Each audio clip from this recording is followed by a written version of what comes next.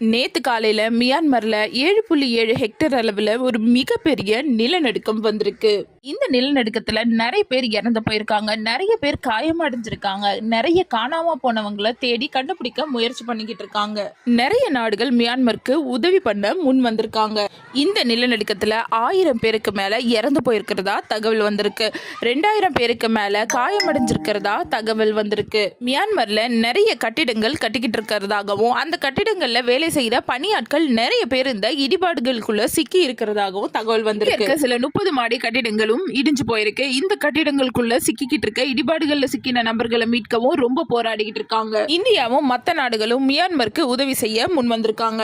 இங்க பாதிப்புக்குள்ளான மக்களுக்கு தேவையான மருந்துகளும் மற்ற தேவையான பொருட்களையும் இந்தியா அனுப்பியிருக்கு. ஒரு டீமோட அனுப்பியிருக்கு. யுனைடெட் நேஷன் $5 மில்லியன் ரிலீஃப் அமௌண்டா கொடுக்கறதா அனௌன்ஸ் பண்ணியிருக்காங்க.